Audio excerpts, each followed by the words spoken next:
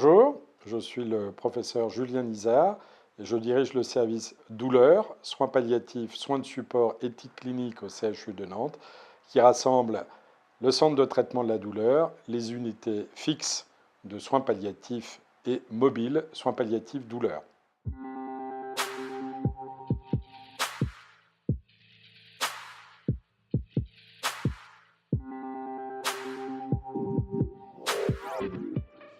Alors, d'un côté, il y a la prise en charge des patients qui ont des douleurs chroniques, c'est-à-dire qui durent et qui sont rebelles. Autrement dit, il faut qu'il y ait une prise en charge en amont du centre de la douleur qui ait été réalisée par le médecin généraliste, le kinésithérapeute, éventuellement le rhumatologue ou le neurologue.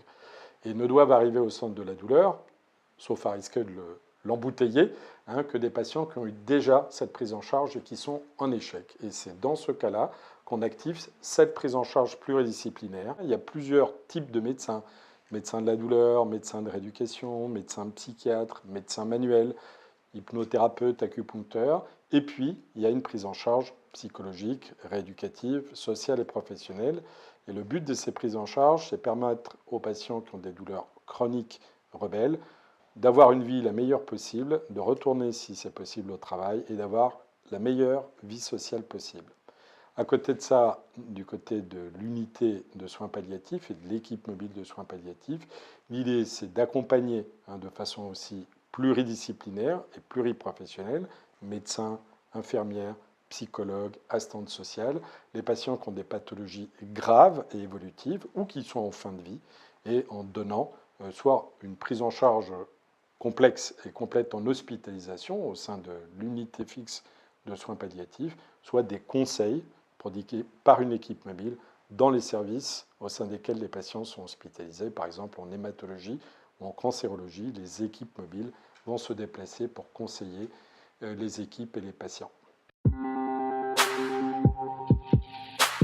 Je dirais qu'il y a trois grandes spécificités au CHU de Nantes, du côté de l'enseignement et de la recherche. Il y a d'un côté un enseignement qui est assez varié, assez complet au plan universitaire. On promeut la formation universitaire des médecins, des pharmaciens, des paramédicaux sur non seulement la douleur, les soins palliatifs, mais aussi l'hypnose, l'acupuncture, la médecine manuelle, la prévention des risques psychosociaux. Ça, c'est un point important, un enseignement large universitaire.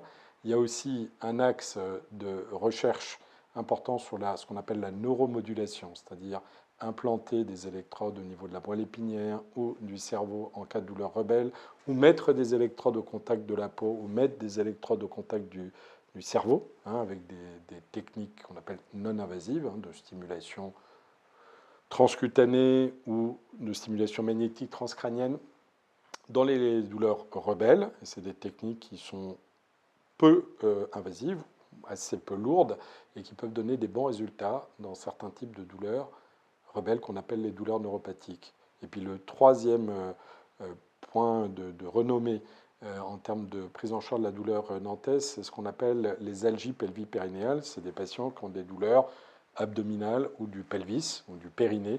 Et là, il y a un savoir-faire qui est à la fois médical, chirurgical, psychologique, de prise en charge globale. Une des idées clés, c'est que les problématiques complexes de douleurs chroniques ou de fin de vie, on ne les résout pas tout seul, on les résout en équipe pluridisciplinaire. Alors, le comité de lutte contre la douleur, au CHU Nantes, on y rajoute et de promotion des soins palliatifs. C'est une instance qui est là pour promouvoir les bonnes pratiques, comme on dit, de prise en charge de la douleur, c'est-à-dire rédiger des protocoles adaptés de manière à ce qu'un patient qui est hospitalisé en pédiatrie, en orthopédie, puisse avoir les soins contre la douleur les plus adaptés. Et en même temps, ce comité forme des référents douleur dans les services, référents et correspondants, qui eux-mêmes vont porter la prise en charge de la douleur dans chacun des services. Donc il y a d'un côté les structures expertes, les services, le service douleur, soins palliatifs, soins de support, puis de l'autre côté le comité, qui est là pour rassembler tous les acteurs de la prise en charge de la douleur de l'établissement et encourager les bonnes pratiques dans tous les services.